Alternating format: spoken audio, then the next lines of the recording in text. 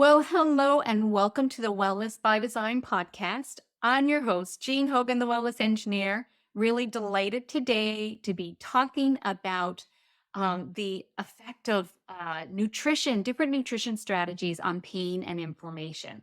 So, such a powerful topic, direct impact on pain and inflammation. So, I'm really delighted to welcome today Dr. David Jockers.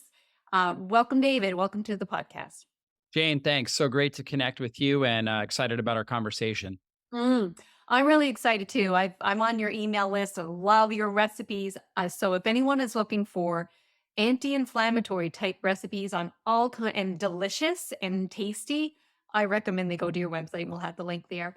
You're the author of two books: the Keto Metabolic Breakthrough and the Fasting Transformation. And so this has been a big part of your practice now. You were a chiropractor and now you're an like integrative and you're so popular. Your website's very popular. I think I read here like you get a million monthly visitors, which is kind of crazy. And so you live in Georgia, and I was noticing you got four kids. Your daughter's joyful and shine, and your wife is angel. Like I think your house must be all like sparkles and sunshine, is it? Well, some might think so, but when you have a 2-year-old and a 5-year-old, there's temper tantrums, and our 2-year-old, she's not potty trained, so there's poopy diapers, right? Things like that. But I love my family; they're amazing, and so just amazing to be able to do life with them. Yeah. Well, kids are just the biggest blessing. Mine are all grown now, but I do remember that stage. You think, oh, it'll be good when we're past this, but at the same time, you don't really want to rush and need it. So, we are talking today about, as we said, advanced nutrition strategies, and you really like gone this angle with keto and with fasting. What took you down that route in your practice? Yeah, well, for me, growing up, I was more health conscious. My mom was a naturopath, and so where she was studying to become a naturopath as I was a teenager, and she always tried to teach us nutrition. Of course, as a teenager, I always rebelled, but the way that she really hooked me was I was an athlete growing up, and so she would have kale or some sort of health food on my plate for dinner, and I would be like, and it was something oftentimes that I didn't like the taste of, and I would be like, well, why do I have to eat that? And she would say, well, this is going to help you have more energy. It's going to help you recover better from your training, this and that. And for me, it was all about if I could perform better, if I could play better, I was going to do it. And so that's how she sold me on it. And then after I got out of high school, I ended up becoming a personal trainer. So I really got into natural health and performance. And I was living a healthier lifestyle than anybody that I knew, that was in their early 20s, but it wasn't healthy. And so I ended up with irritable bowel syndrome, where I actually lost roughly about 25, 30 pounds of healthy muscle. And I developed orthostatic hypotension. I go from sitting to standing. I would feel really, really dizzy. I would have cramping, bloating, just episodes of intense pain in my gut from time to time. And I realized I needed to make changes. And so that's what I did. I started making changes. And this was back, in the day when, eating healthy meant all whole grains, right? Mostly plants, very little meat. I was more of a vegetarian style diet. And going grain free was really a new concept. But at the time, yeah, I had actually, at this time when I finally made this change, I had started at chiropractic college, and a friend of mine turned me on to drmercola.com, and he had just written a book, The Grain Free Diet. And I was like, oh, I'll try it. If it'll work, I'll try it.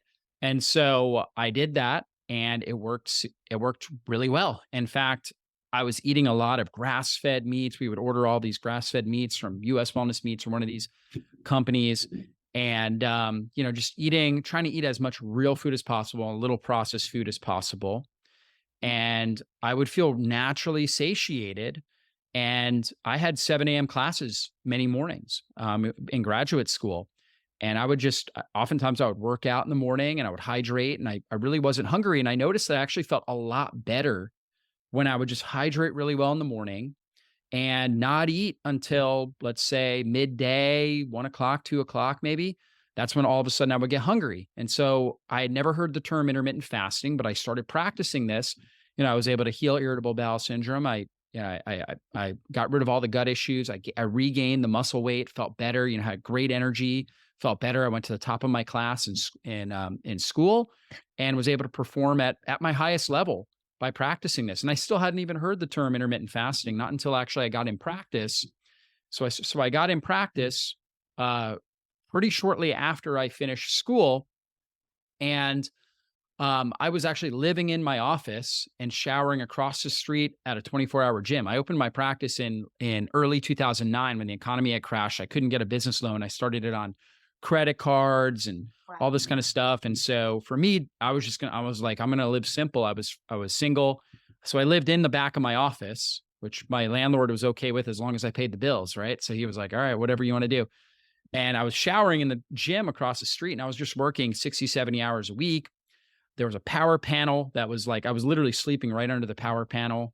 I had an X-ray machine in my office, and it was a chemical-based X-ray machine, and it was in the actual developer, the chemical-based developer was in my bathroom that I was using every day. So I was exposed to all these different toxins, and I actually ended up developing skin cancer on the side of my nose. And skin cancer is actually what killed my grandfather. So he had metastatic melanoma that spread throughout his body and into his bones and killed him at the age of 71. And so this is in my family. I grew up in Florida. I was on the beach a lot, surfing and bodyboarding, and had been sunburnt more than somebody should be in the course of their life. And so I had all these risk factors, and I really had to take inventory of my life. And I realized that my life, I was being driven by a fear of failure. I was working around the clock. I had no balance. I was stressed out a lot, just really driven to succeed. But it was just this constant stress and panic in the back of my head.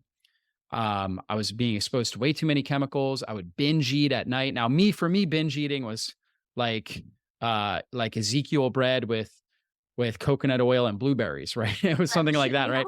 It was things that people would have naturally thought were healthy, but I was consuming way more carbohydrates than my body really thrives on. And so I ended up going on a 5-day water fast, and I, got rid of a lot of the sugars and grains and things like that that I was consuming. I actually bought a house, real close to my clinic, so I could create more balance. I hired other doctors in to help with my practice, and I was able to heal that naturally. And so ever since then, and I, fasting has been a key component that I use that now that I've been teaching clients all throughout the years. I eventually went on to, start my website. I was actually writing for other websites, and started my website right around that same time. And and then eventually I sold my clinic, and now just really create online health content. But yeah, I've been through a lot in my own personal health journey, and I've learned a lot throughout the years that has really worked for me and it worked for many other people. And so, yeah, anti-inflammatory nutrition has been huge in my life and in so many other people's. Uh, Dr. Joggers, that's an amazing journey, but I can see now why this is such a big part. Fasting, intermittent fasting, and a grain-free lifestyle is such a big part of what you do. And yeah, I got that as well. Somehow figured out that when I fasted, I didn't have as much inflammation. Do you think it's because one of the reasons I've kind of come up with for that, and maybe I'm right, maybe I'm not right, is that the immune system is getting a break, right? We're not triggering it because when we eat, it's kind of the biggest challenge on our immune system. So much of it is there in the gut. Would you say that plays a part in it's just like getting a break and getting a rest?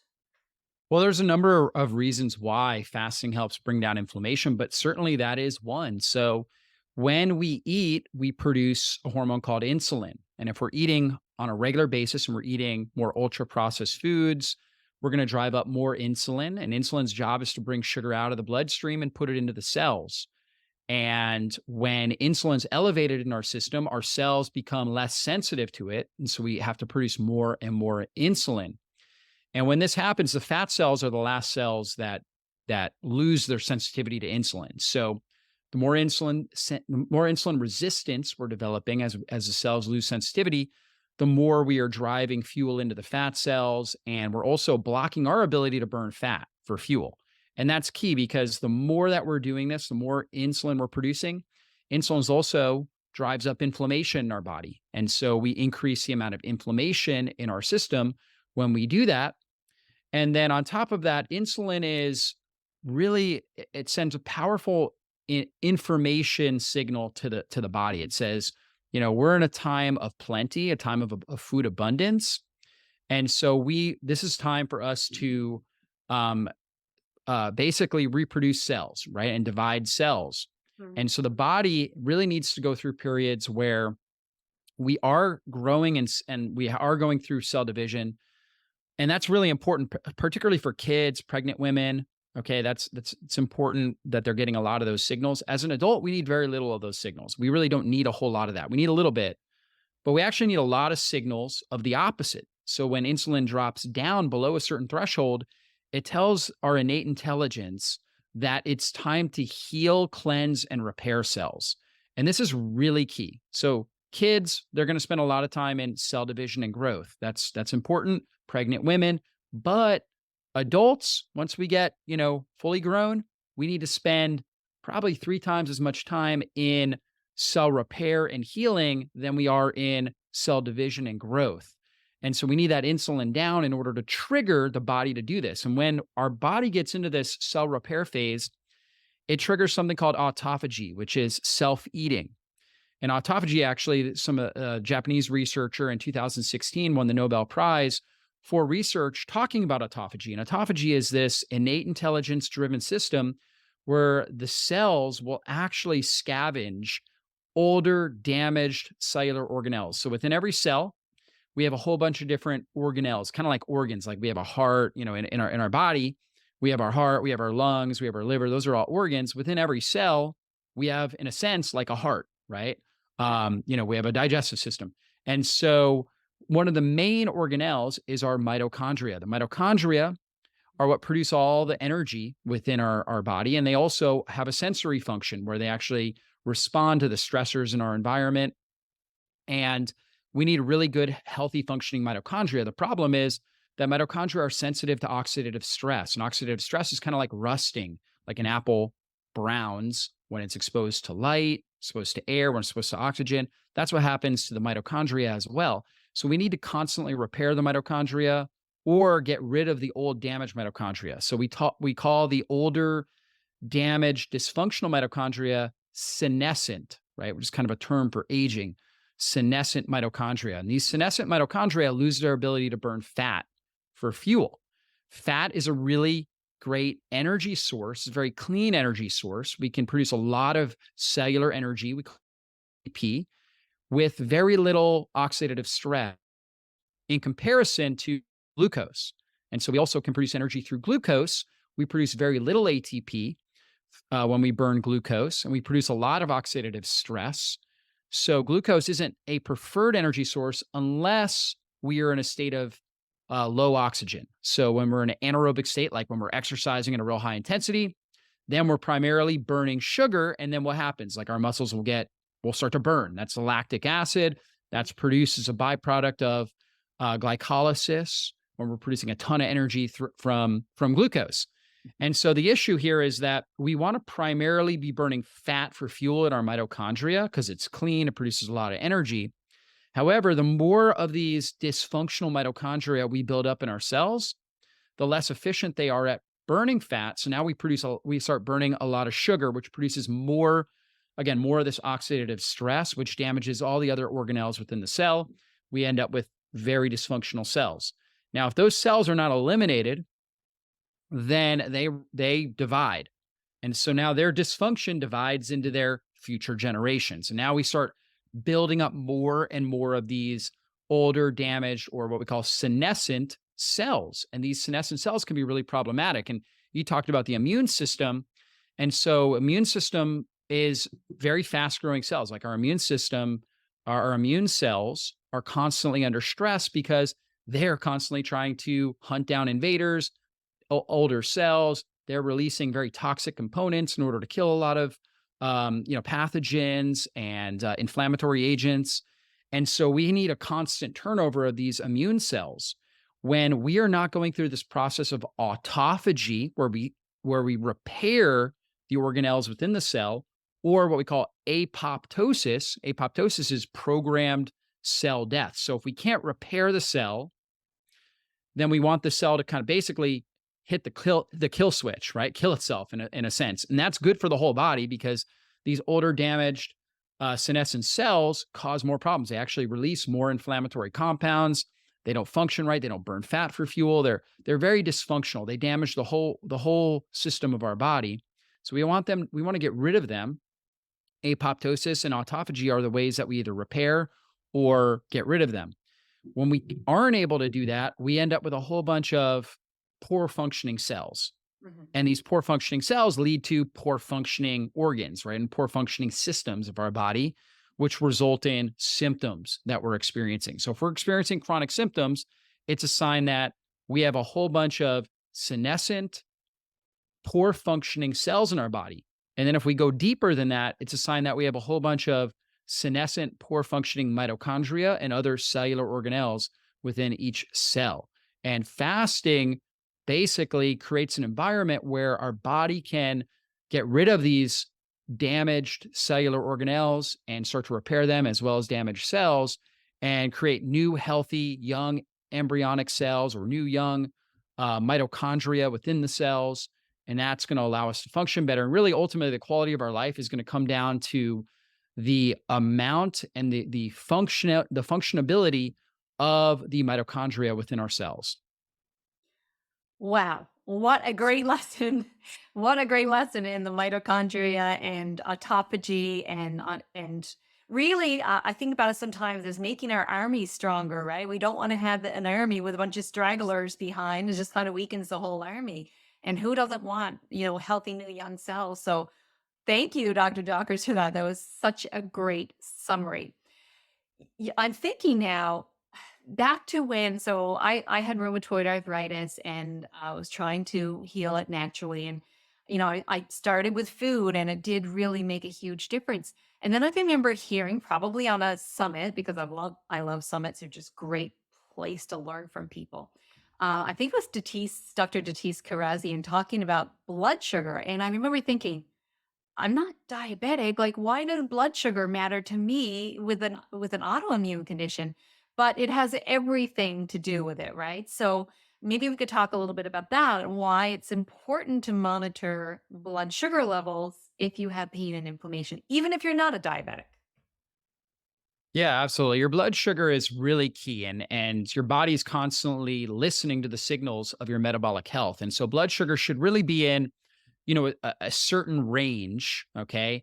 And when it gets out of that range, either if it goes too high or it goes too low, it can cause a tremendous amount of problems in the body. And so we'll start with high blood sugar. So when your sugar is really high, the sugar molecules will actually bind to proteins within the bloodstream, and they'll create something called advanced glycation end products. That the acronym for that is AGE. AGE. And so AGE, what do you think that does to you? It ages you. And so these ages, right, or advanced glycation end products in circulation, they actually, in a sense, they're almost like shrapnel going through your bloodstream because they attract immune cells and they create, basically, they're bringing inflammation along with them that damages the endothelial lining of your blood vessels. And so you think about somebody that has uncontrolled diabetes. So somebody has diabetes, type 2 diabetes, and they have hyperglycemia and they're not able to bring that down. They have all these AGEs that are building up. And what are the problems they have?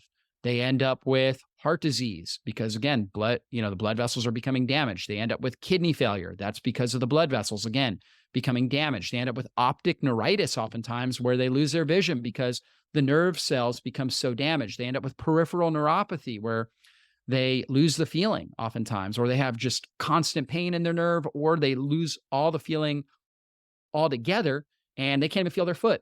And that's because, again, these AGEs have caused so much damage. And so they damage every single organ system in the body. So hyperglycemia, very toxic for the body. So that's why one of the reasons why the body produces insulin is to make sure the blood sugar stays stable and of course, to get the sugar where we can use it, which is within the cells. Now, the other issue would be hypoglycemia or too low blood sugar. And so some people, when they consume food, and this was me, this is my issue growing up, for breakfast, like before my mom really understood nutrition, I mean, we would eat, a bowl of Cheerios. She would never get what I wanted, which was like the Fruit Loops or, some sort of highly processed, high sugar processed food, Fruit Loops or Frosted Flakes. She would get Cheerios because she thought that was healthy, no added sugars, right? So we do Cheerios, skim milk because we want to avoid the fat, or we do like soy milk or some low fat soy milk or something like that. And then we would put a banana in there because it's fruit. And then sometimes we'd even have orange juice with it because we want to get our vitamin C. Yeah. And so all of those things, very high in carbohydrates, right? High glycemic impact, high glycemic load. So that would shoot up my blood sugar. And there was very little protein, very little fat to help kind of lower the glycemic impact of the meal. So I would consume that. And then 2 hours later, I feel exhausted. I was sitting there in my, whatever class I'm taking, and I'm just exhausted. I've got my head down, hard to concentrate, hard to focus because now my blood sugar went up and then dropped way down because my body produced a lot of insulin, brought the blood sugar down. And now I'm experiencing hypoglycemia. And what that means is that my brain cells are actually not getting enough fuel because your brain, your neurons can only run off of glucose or ketones. And we'll come back to ketones, but we can't get fatty acids. I mentioned how the mitochondria love fatty acids. We can't get fatty acids across the blood-brain barrier, at least not in sufficient quantities to provide a stable fuel source for the brain. So when my blood sugar dropped down, I started feeling fatigued. I would have headaches. I would feel cranky, irritable, have cravings. I would feel really thirsty oftentimes. I remember feeling really, really thirsty. And so a lot of people have experienced the hangry, right? Where it's like you're hungry and you're angry at the same time. For some people, they get nausea. They don't even feel hungry when they get hypoglycemia. But these are all neurological symptoms because the brain cells and neurons themselves are actually dying. They're actually being affected.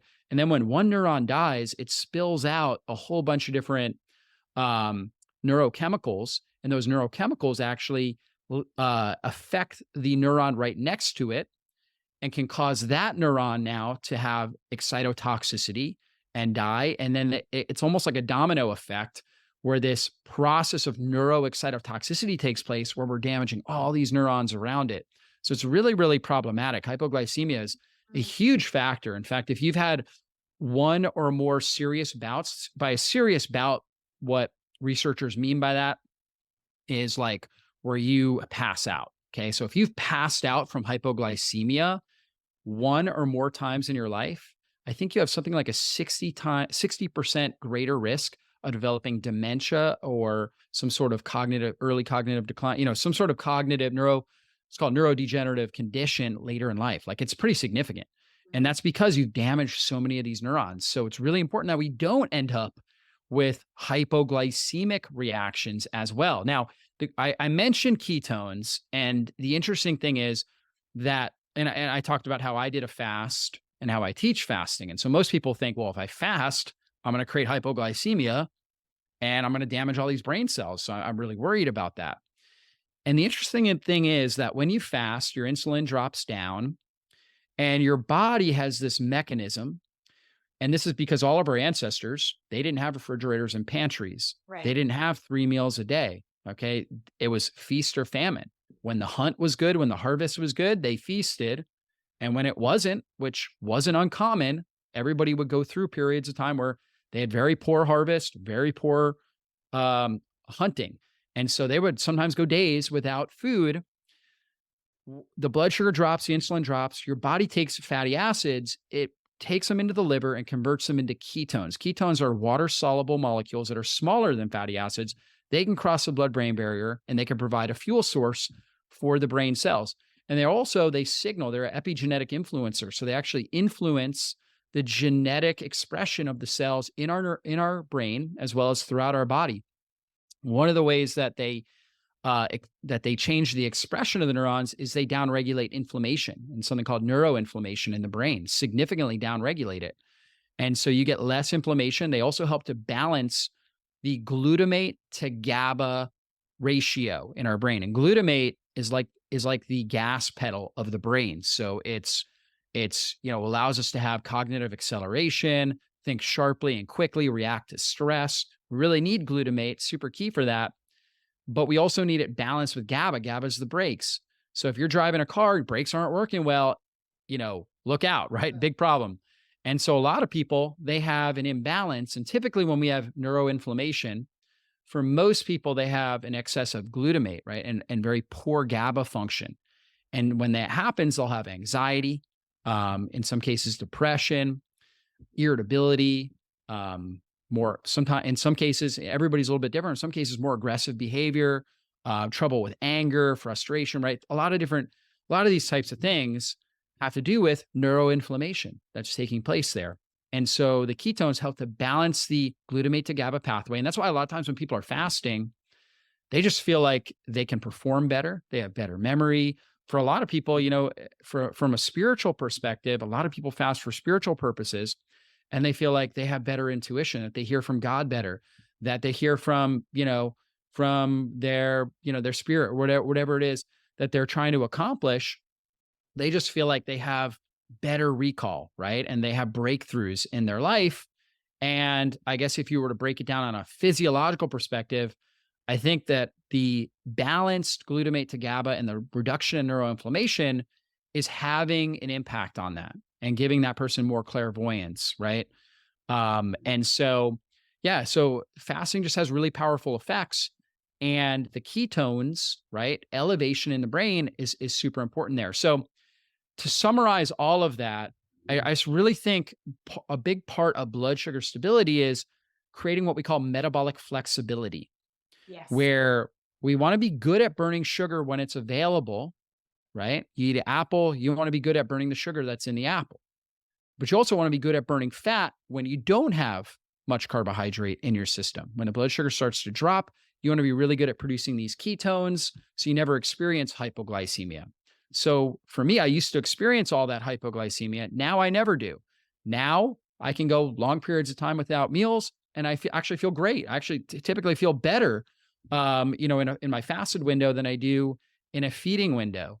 And that's kind of really where we want to be, is that sweet spot where we've got that metabolic flexibility. We're good at burning fat for fuel, but we're also good at burning sugar, because some people can be in a state of ketosis, right? By following perhaps like a ketogenic diet and practicing fasting, to where when some sort of carbohydrate comes in, blood sugar goes up and it doesn't come down real well because their body is not used to it and they're not efficient at actually burning that glucose up either. And so we want the balance there where we're good sugar burners and good fat burners. We call that metabolic flexibility. So important. Um, I used to get shaky, and that for me, that was a really common sign that things were like my Yeah. blood sugar was all over the place. And now, no problem. I just Yeah. That stable. shakiness, our cerebellum, which is called our little brain in the back of our brain, has a lot to do with balance and stability. And so it's very vulnerable to hypoglycemia as well as alcohol. Like if somebody's getting tested for a DUI, they have them get out, they'll have them put their feet together, close their eyes, and they'll see, well, a lot of times they fall over, or they have them do the heel to toe walk. That's challenging the cerebellum. And when somebody has alcohol in their system, their cerebellum is affected. Well, also hypoglycemia can also dramatically affect that. And that's why you and many others experience that shaking. Mm. So let's just talk about when we do want to eat in a way that's going to um, allow us metabolic flexibility. What we eat, of course, is so important. And we want to have, the healthy kinds of fats. We don't want to be having, the processed oils and things like that. So what we eat is really important. But I'm interested, when I tell people that I don't eat grains, or I mean, I kind of a bit more eat them a bit more now, but I went for a long time where I just didn't eat grains. People were like, "What?" Most people can't even imagine living without eating grains. Like, does your family not have grain? How, and when you, with your patients, um, or people that you work with, like how, when you talk about this subject, is it like scary to them, or how do you help them with that? I know your recipes are a great help, so that's probably a great place to start. How do you approach that topic with them? Yeah, it can be a big shift, right? Because most people like myself, I mean, I ate grains at every single meal growing up, right? like I said, Cheerios for breakfast, peanut butter and jelly sandwich for lunch, dinner was pasta or a rice dish or, something along these lines. And so changing those kind of patterns can be challenging and difficult. And typically what I recommend are three major changes: getting rid of sugars and grains, and obviously real all ultra processed, highly refined carbohydrates. Number two is get rid of bad fats. And that's what you talked about, those seed oils, corn oil, soybean, safflower, cottonseed, peanut oil, soybean oil. Getting rid of those things and focusing on healthy fats, avocados, high polyphenol, extra virgin olive oil, olives themselves. My kids eat lots of olives. They eat almost every day. That's part of their lunch.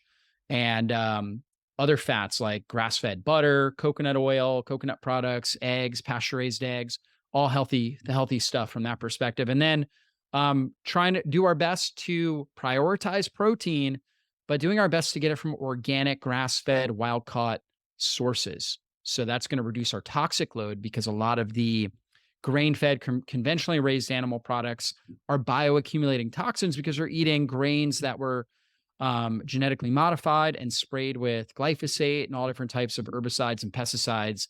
And that builds up in their system. Mhm. And so when we're eating their meat, their dairy, we end up with a high toxic load. So the more that we can get organic, grass-fed, wild-caught animal products, the better. Now, when we're setting up our meals, what I recommend is really trying to focus on protein first. So try to make sure you're getting somewhere between 30 to 50 grams of protein in a meal. Okay. Now, if you're under, let's say 125 pounds, you probably be fine with 25 grams of protein in a meal. Average individual is going to need 30 to 50 grams of protein. If you're an athlete, if you're really trying to build muscle, you're doing a lot of weight training like I do, then you might need more than 50 grams of protein. A lot of my meals are 70, 80 grams of protein in a meal. And so you want to consume, but that's usually for, I would say, 80 to 90% of folks. 30 to 50 grams, somewhere in that range, is going to provide blood sugar stability. And that protein is going to help with fueling lean body tissue and helping you burn fat. The better that you preserve your lean body, your muscle tissue, your bone tissue, the better fat burner you're going to be, the lower level of insulin you're going to have, the less inflammation you're going to have. So really focusing on the protein first, then think about, where's my healthy fat coming from? So if you're eating, a lot of times it comes with the proteins. In some cases, it may not. Like if you're eating like a chicken breast, there's very little fat in that. So you want to add some fat. You might have guacamole with it. You might have extra virgin olive oil that you can put on top of it, or butter, grass-fed butter, something along those lines. So then think about where your fat's coming from. Now, for a lot of people, they can do well with higher fat, 20, 30 grams. Some people, if you don't have a gallbladder, if you have very congested bile ducts, you may have noticed when you eat those fattier foods, you feel nauseous, you don't feel good. So you got to kind of find where your sweet spot is. I usually say somewhere between 50 to 30 grams of healthy fat in a meal. Again, based on your fat tolerance, the more fat you're able to handle, to some degree, the better if you're able to digest it well, because you're gonna feel more satiated between meals. But you don't want to cause nausea. You don't want to cause, gut pain. For some people, they eat fat, they get more pain right in their body because their body's not able to metabolize it, break it down. And so that ends up driving up more inflammation. So you got to kind of find the sweet spot. So typically between 15 to 30 grams, usually for most people, is really good. Again, if for some individuals, they can do more, right? And they feel great. Mhm. So get your healthy fat. And then from there, just focusing on real foods for fiber, for plants, right? The foods that you do best with. For some people, they do really well on a lot of plant-based fibers. They do really well when they consume very big salads, when they do lots of cruciferous vegetables. They just feel better when they do that. For other people, they get more bloated. They have more gas, they have more pain, more inflammation. So you got to find your threshold, and what fruits and vegetables you feel like you do best with. Okay. For me, I can't handle a lot of cruciferous vegetables. I have a threshold there, but I do great with cucumbers, artichokes, hearts of palm. Like I make a Mediterranean salad that is like one of my favorite things, where I've got cucumbers, tomatoes, artichokes in there, hearts of palm, feta cheese, olives, black olives with extra virgin olive oil, lemon juice, put garlic salt on it. And I love it. And That's my delicious. family, we eat that all the time, and it's great. But if I do a lot of cruciferous, I can do some, but if I do like a whole bunch of steamed broccoli, things like that, I just don't feel as good. I just don't digest it as well. And so, Yeah, and so everybody's got to kind of figure out what their fiber or FODMAP. There's these types of fibers, types of carbohydrate that are in plants that feed bacteria, and based on your unique microbiome, that's gonna that's gonna dictate how well you're breaking down and digesting those things. So I can do great on lots of meat. I do fine with that. Some people don't, right? They don't do well. My body's good producing the stomach acid needed to break down the meat. I have good bile flow. I can handle the fats. But for me, doing a lot of broccoli or something like that, don't feel as good. For another person, it might be the exact opposite. So you want to kind of figure out the amount of plant fiber and the kinds of plants that you do well with. I actually do great with fruit. So I'll do fruit. Last night I had pineapple. So after every dinner, I usually will have like a protein shake in the middle of the day. A lot of days, I'll either eat leftovers from dinner, or I'll make a protein shake with avocado in it, raw milk. We have grass-fed raw milk from our local farmer, protein powder, and I put frozen berries in there, Mhm. and that's great. That's I would say 4 or 5 days a week. I'm doing that for lunch, and then the other days I'm usually doing leftovers from dinner. And dinner is usually some sort of healthy meat, right? Lots of meat, mostly beef, sometimes bison. We do some chicken. Occasionally, maybe once a week, we'll do like wild caught salmon or something like that.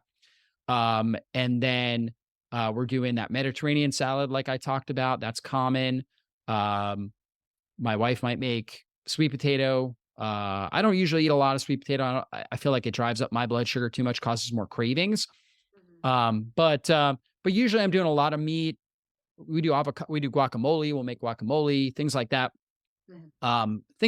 Things along those lines. And then for me, fruit and um organic Greek yogurt is like a perfect dessert for me. I'll take organic Greek yogurt, I'll put in some strawberry flavored or vanilla flavored collagen peptides in there. So it kind of gives so instead of, it's unsweetened. So you never want to get the yogurt with fruit on the bottom or with added sugar. My body does great with dairy. So for some individuals, dairy is a trigger food, but for me, I do great with it.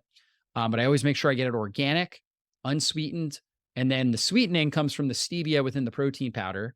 And then I might, have strawberries and pineapple are like my favorite fruit. So I'll have those at times. Sometimes, throw some blueberries in there. Something along those lines. I like peaches. So you want peaches when we're in peach season, I'll do peaches. And I do more fruit in the summer, as opposed to the winter. And so part of it is also is eating seasonally. When Yeah. you're exposed to a lot of sun, and I try to get a lot of sun during the summertime.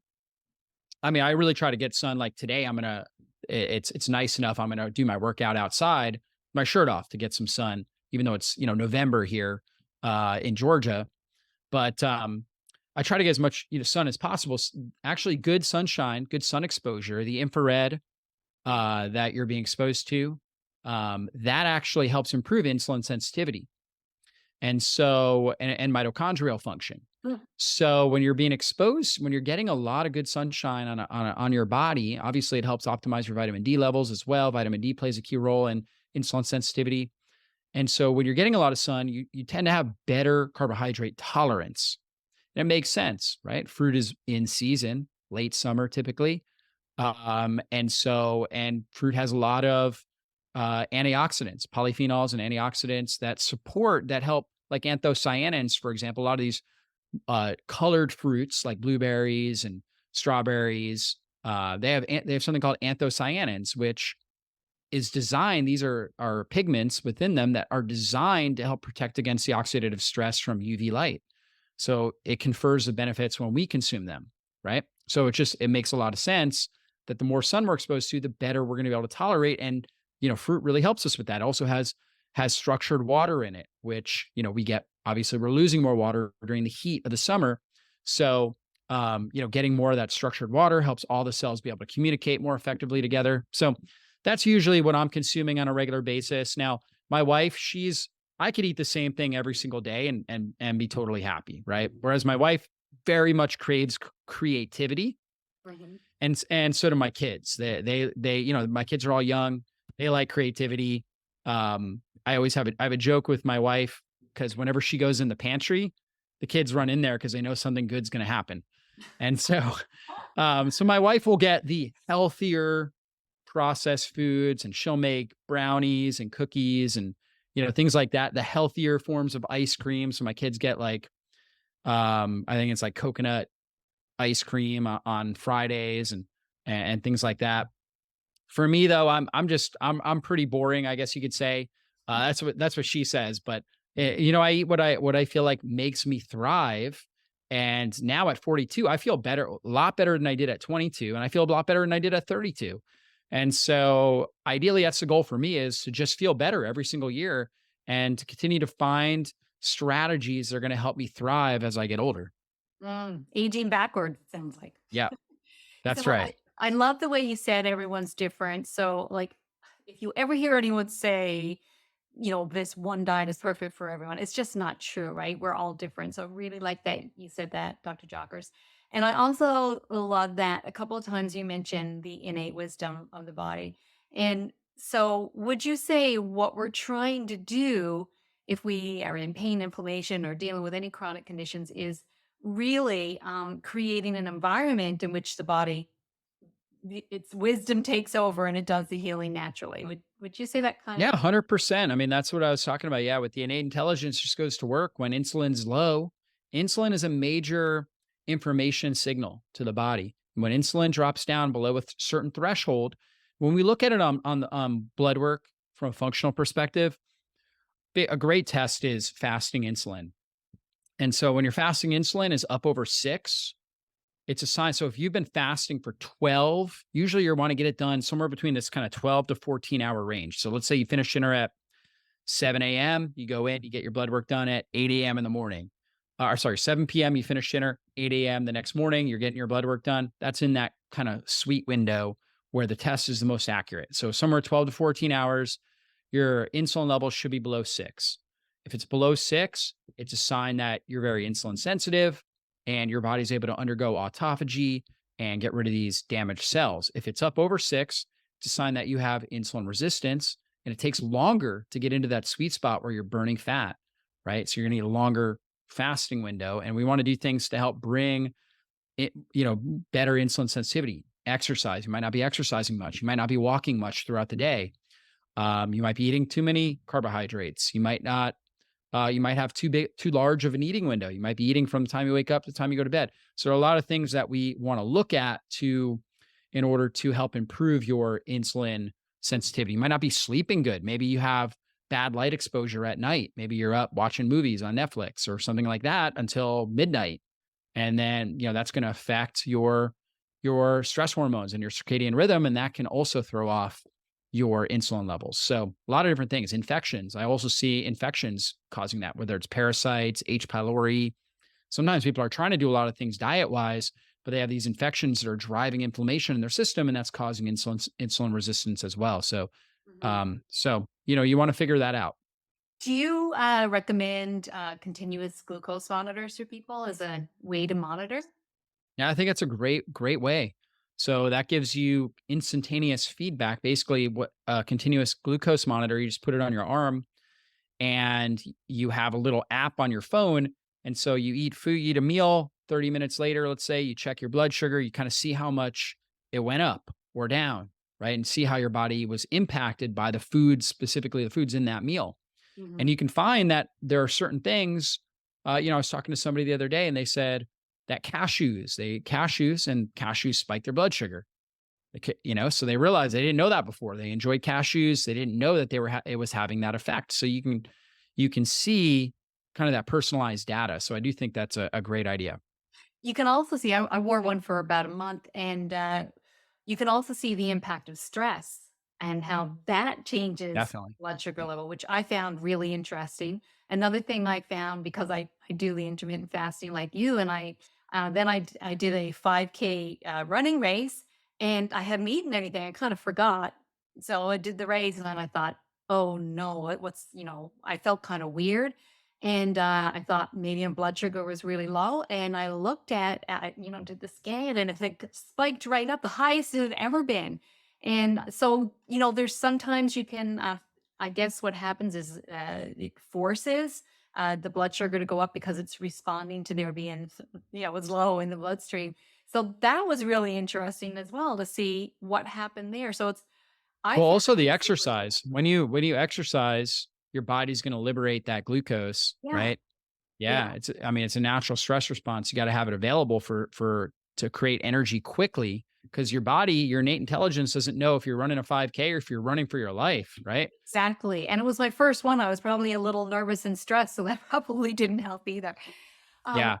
One thing that can help there, just a quick tidbit, I coach my sons in soccer, and so sometimes they'll have 9 a.m. soccer games, and I have them play fasted, but I give them amino acids, so essential amino acids in their drink cups.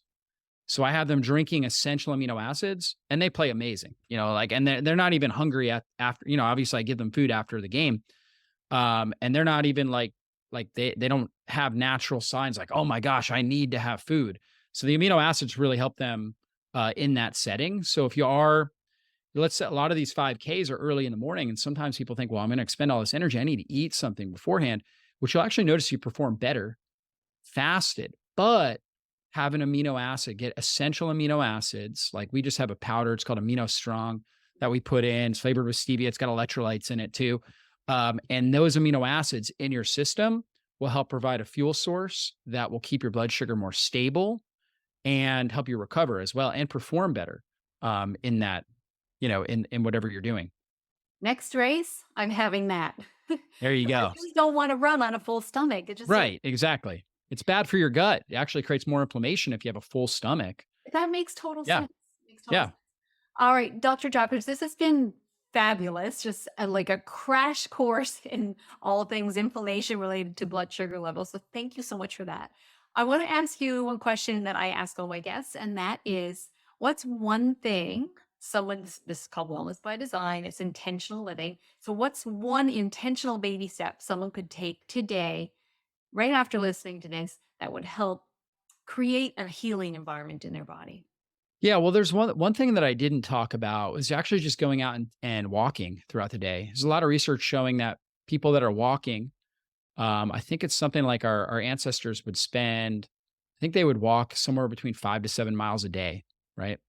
Now that's going to be hard to do, but if you can even walk a mile a day, I think it's going to have a significant impact on your health. And the people that are walking a mile or more a day, um, there's a significant reduction in overall morbidity and mortality rates, meaning that less chronic disease and less, early death in a sense.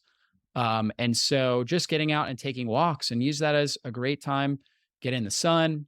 You can listen to podcasts and learn like this one, or you could use it as time to listen to worship music, meditate. There's a lot of different things. Talk to your neighbors, right? There's a lot of things you can combine, whether it's learning or community time, while you're getting that walking time in, and that can make a big impact on your overall health. I love that, and it's just such a simple thing, and people tend to underestimate the power of walking, but it's really really powerful. So thank you so much for suggesting that. All right, I know you've got a summit coming up too. So it's the Fasting and Inflammation Summit. So want to tell us a little Fasting and longevity, yeah, fasting and sorry, longevity. Fasting Longevity Summit. But we'll talk about inflammation. So yeah, for sure. Yeah.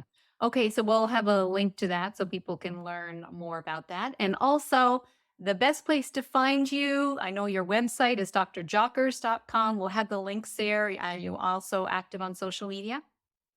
Yep, yep. Instagram, YouTube, Facebook. Yep, you can find me on all those channels.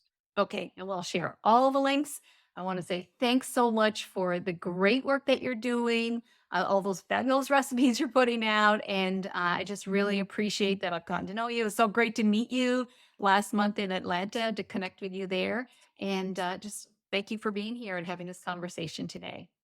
Wonderful. Well, thanks so much, Jane. Really appreciate you. Thanks to all the people watching and listening to. And if you know someone that needs to hear this, share this podcast with them, and you could be doing them the biggest favor of their life. We'll see you again soon.